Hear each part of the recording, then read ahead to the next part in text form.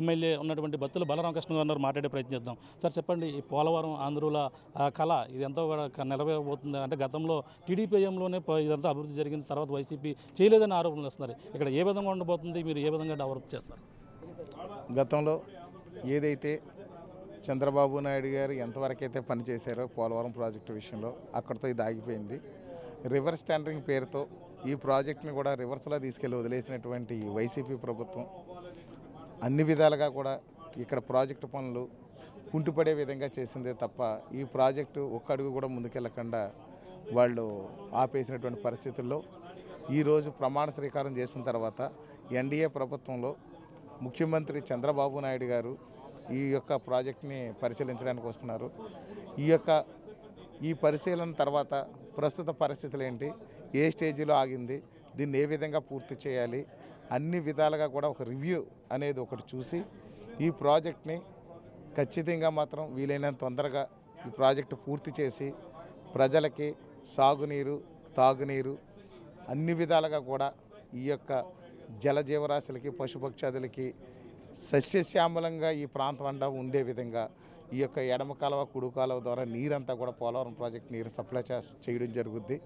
దీంట్లో మా పవన్ కళ్యాణ్ గారు కూడా పూర్తి చొరవ తీసుకుంటున్నారు. వారు ప్రత్యేక శ్రద్ధ అంతా కూడా సాగునీరు మీద వాళ్ళు కేంద్రీకరించారు. కాబట్టి ఖచ్చితంగా మాత్రం ఈ ప్రాజెక్టు వీలైన తొందరగా పూర్తి చేసి ఆంధ్రుల యొక్క కళ నెరవేర్చి ఆంధ్రుల యొక్క ఆత్మగౌరవాన్ని నిలబెట్టే విధంగా ఈ పోలవరం ప్రాజెక్ట్ని పూర్తి చేసి అప్పగిస్తారు. అంటే వైసీపీ హయాంలోనే పనులు పూర్తిగా జరిగాయని చెప్పేసి వైసీపీ వాళ్ళు అంటున్నారు. అంటే ప్రధానంగా చూసుకుంటే కాపర్ డ్యామ్ కావచ్చు, స్టిల్వే నిర్వహణ పనులు అన్నీ కూడా పూర్తిగా మేమే చేసామని అన్నారు. అంటే నిజానికి ఆయన జగన్మోహన్ రెడ్డి గారు వైసీపీ ప్రభుత్వం గ్రాఫిక్స్లో ఉంటుంది. వాళ్ళ ఇంట్లో ఉండి ఆ టీవీల్లో వాటిల్లోని వాళ్ళే కూడా తయారు చేసుకున్న కంప్యూటర్లో అయిపోయిందని చెప్పి అనుకుంటారు తప్ప ఫీల్డ్కి వచ్చి విజిట్ చేసి అయ్యిందా లేదా అని చెక్ చేసే నాయకుడు లేకపోవడం వల్ల వాళ్ళకి అర్థం కాలేదు. వాళ్ళు బూతుల మంత్రులు తప్ప పనుల మంత్రులు కాదు. కాబట్టి ఈ బూతుల మంత్రులు ఇచ్చిన రిపోర్ట్ని ఆయన లోపల కూర్చుని ఆయన పరదాల చాటును కూర్చుని ఆయన నిజమని నమ్మాడు. నిజానికి అభివృద్ధి జరగలేదు. ఇక్కడ పోలవరం ప్రాజెక్టులో కనీసం ఒక గమేనాడ సిమెంట్ కూడా వేసినటువంటి పరిస్థితులు ఎక్కడ లేవు. ప్రాజెక్టు పూర్తిగా ఆగిపోయింది. ఇప్పుడు ఇక్కడ మిషనరీ అంతా కూడా చూస్తే కూడా మనం తుప్పలు పట్టేసి చెట్లు వచ్చేసి మిషనరీ అంతా కూడా చాలా దారుణంగా పాడైపోయింది. మిషనరీ కాంట్రాక్టులు కూడా చాలా నష్టపోయినటువంటి పరిస్థితి ఇక్కడ ఉంది. ఎందుకంటే వాళ్ళు తీసుకొచ్చిన మిషనరీ ఎక్విప్మెంట్ అంతా కూడా మొత్తం పాడైపోయింది. అంటే దీని అర్థం ఏంటి, ఆ మిషనరీని వాడడానికి అవకాశం రాలేదు. వాళ్ళకి ఇక్కడ పనే ప్రారంభించలేదు. దానివల్ల అన్ని విధాలుగా ఆగిపోయింది అనే దానికి ఇక్కడ నిదర్శనం సాక్ష్యాలు ఈ చుట్టుపక్కల ఉన్న మిషనరీ కనిపిస్తుంది. కాబట్టి అవన్నిటికి చెక్ పెట్టి మళ్ళీ ఇది వీలైనంత తొందరలో ఈ ప్రాజెక్టు పనులు మొదలుపెట్టి తొందరగా పూర్తి చేసి ప్రజలకు మాత్రం నీరు అందిస్తారు. అంటే పవన్ కళ్యాణ్ గారి కేంద్రంతో బాగా ఆయన సంబంధం ఉన్నాయి. ఈ నేపథ్యంలో మోడీ గారితో మాట్లాడి దీనికి సంబంధించినటువంటి పనులు ఎప్పుడుతో పూర్తి అవకాశం ఉందని మాట్లాడే అవకాశం ఉంది. అంటే ఇది ఇప్పుడు రివ్యూ అనేది ఇప్పుడు స్టార్ట్ అవుతుంది. కాబట్టి మా యొక్క జనసేన పార్టీ అధ్యక్షులు రాష్ట్ర ఉప ముఖ్యమంత్రి అయినటువంటి శ్రీ పవన్ కళ్యాణ్ గారికి ఈ యొక్క మాకు సెంట్రల్ గవర్నమెంట్తో కూడా మంచి సత్సంబంధాలు కలిగి ఉన్నాయి. మా ఎన్డీఏ ప్రభుత్వం కింద పైన అదే ఉంది. కాబట్టి పూర్తి స్థాయిలో ఈ ప్రాజెక్ట్ని యాజ్ ఎర్లీ యాజ్ పాసిబుల్ పూర్తి చేస్తారు. ఫలానా డేట్ చెప్పి మనం కంటే ఇప్పుడు రివ్యూ అయిన తర్వాత ఎన్ని రోజుల్లో పూర్తి అవుద్ది అనేది తెలుస్తుంది. ఖచ్చితంగా మాత్రం గత గవర్నమెంట్ లాగా సంవత్సరాలు డేట్లు మార్చుకుంటూ పోకుండా ఒక్కసారి డేట్ అనౌన్స్ చేస్తే మా ఎన్డీఏ ప్రభుత్వం ఆ డేట్కి కట్టుబడి ప్రాజెక్టు పూర్తి స్థాయిలో కంప్లీట్ చేసి లెఫ్ట్ కెనాల్, రైట్ కెనాల్ ద్వారా నీళ్లు మాత్రం పూర్తి స్థాయిలో అందజేస్తామని మాత్రం చెప్పగలం. అంటే చంద్రబాబు నాయుడు గారు సోమవారం పోలవరం విజిట్గా పెట్టుకుంటారని అంటున్నారు. పవన్ కళ్యాణ్ గారు కూడా ఏదో వారం సెలెక్ట్ చేసుకుని పోలవరం విజిట్ చేసే అవకాశం ఉందంటారా? అంటే ఓవరాల్గా వారు ఖచ్చితంగా ఈ రాష్ట్ర అభివృద్ధిలో పూర్తి స్థాయిలో వారి యొక్క ప్రణాళిక ఉండబోతుంది. ఆ ప్రణాళిక ఏంటనేది రేపు 19వ తేదీన తెలియజేసిన తర్వాత దాన్ని బట్టి చెప్పొచ్చు. ఖచ్చితంగా మాత్రం రాష్ట్రం అన్ని రంగాల్లో అభివృద్ధి చెందడానికి పూర్తి స్థాయిలో మా యొక్క జనసేన పార్టీ అధ్యక్షులు శ్రీ పవన్ కళ్యాణ్ గారు పూర్తి స్థాయిలో వారి భుజస్కంధాలపై వేసుకొని రాష్ట్ర అభివృద్ధిలో వారి పూర్తి భాగస్వామ్యం ఉంటుంది. అందులోనే ఈ యొక్క పోలవరం ప్రాజెక్టు కూడా ఉంటుందని ఈ సందర్భం తెలియజేస్తాను. అంటే మీరు గెలిచి రాజనగరం నియోజకవర్గంలో భారీగా మెజార్టీతో గెలవడం జరిగింది. ఎన్నడూ విధంగా ప్రజలు ఆశీర్వదించారు. ప్రధానంగా చూసుకుంటే మీరు మొదటి నుంచి గెలిచిన మరణాల నుంచే ప్రజా సంగ్రామంలోకి వెళ్తున్నారు, ప్రజా సమస్యలు తెలుసుకోమంటున్నారు. అలాగే రైతులకు సంబంధించిన సమస్యలను కూడా రివ్యూలు కూడా పెడుతున్నారు. ఎలా చూడాలంటారు? ఇక్కడ సమస్యలన్నీ కూడా కుప్పలు తిప్పలుగా పెరిగిపోయి ఉన్నాయి.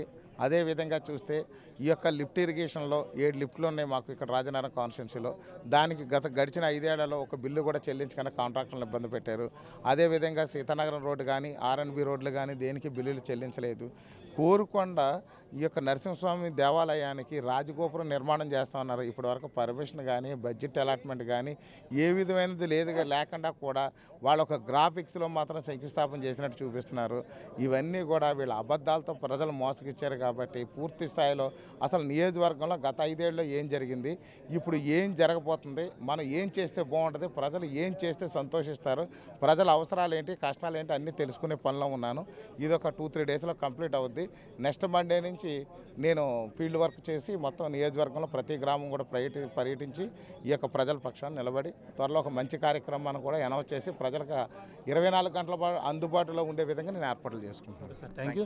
చూస్తున్నా ఇది పరిస్థితి. ప్రధానంగా ఇక్కడంతా నాయకులు అందరూ కూడా వస్తున్నారు. అలాగే మరి కొద్దిసేపట్లో ఇక్కడ సీఎం రాబోతున్న వస్తున్న నేపథ్యంలో ఇక్కడంతా కూడా అన్ని ఏర్పాట్లు కూడా చేస్తున్నారు. ప్రధానంగా చూసుకుంటే పోలవరం ఏదైతే ఉందో ఆంధ్ర ప్రజల కళ అయితే ఈ యొక్క ఆంధ్రుల జీవనాడి ఉన్నటువంటి పోలవరం అయితే ఈ యొక్క నిర్వహించేశారని ఈ యొక్క వైసీపీ ప్రభుత్వం ఎటువంటి అభివృద్ధి లేకుండా ఈ విధంగా నిర్వహించేశారు. కానీ గతంలో ఏ విధంగా అయితే చంద్రబాబు నాయుడు అయితే పోలవరం విజిట్ చేస్తున్నారో ఇప్పుడు ముఖ్యమంత్రిగా బాధ్యతలు తీసుకున్న మరుక్షణం నుంచి కూడా మొదటి పర్యటనగా పోలవరం అయితే ఇక్కడికి వస్తున్నారు. పోలవరం విజిట్ చేసి ఇక్కడ పోలవరం ఏ విధంగా అభివృద్ధి చెందింది, ఇక్కడ అంతా కూడా పనులు ఎంతవరకు వచ్చాయి, అందరూ కూడా అధికారులతో సమీక్ష సమావేశం నిర్వహించి తర్వాత పనుల పురోగతి ఏ విధంగా మొదలు పెట్టాలి అనేది కూడా అన్ని విధాలుగా ముందుకెళ్లేందుకు చంద్రబాబు నాయుడు ఇక్కడికి వచ్చి సమీక్షిస్తున్న పరిస్థితి ప్రధానంగా ఉందని చెప్తున్నారు. ఏదేమైనా మనం ప్రస్తుతం చూసుకుంటే రాజానగరం ఎమ్మెల్యేగా నెగ్గినటువంటి బత్తుల బలరామకృష్ణ కూడా ఇక్కడికి చేరుకున్నారు. అలాగే జనసేన పార్టీ నుంచి గెలుపొందినటువంటి ఆయన, అంతేకాకుండా ఎన్డీఏ కూటమిలో భాగస్వామిగా ఉండడంతో జనసేన ఉప ముఖ్యమంత్రిగా ఉన్నటువంటి పవన్ కళ్యాణ్ గారు కూడా పోలవరంపై మరింత బాధ్యత ఉంది. అలాగే కేంద్ర ప్రభుత్వంతో మాట్లాడి ఈ యొక్క పోలవరం అభివృద్ధికి మరింత కృషి చేసేందుకు ఆయన వంతు కూడా కృషి చేస్తారని చెప్పేసి ప్రధానంగా రాజానగరం ఎమ్మెల్యే బత్తుల బలరామకృష్ణ చెప్తున్న పరిస్థితి ప్రధానంగా ఉందని చెప్పాలి. ఇది కూడా ఉన్న తాజా పరిస్థితి. కెమెరా రామతో ప్రకాష్, ఆర్టీవీ, పోలవరం నుంచి. మరిన్ని వీడియోస్ కోసం ఛానల్ ని సబ్స్క్రైబ్ చేయండి. లేటెస్ట్ అప్డేట్స్ కోసం వాట్సాప్ ఛానల్ ని ఫాలో చేయండి. అండ్ లింక్ డిస్క్రిప్షన్ లో ఉంది.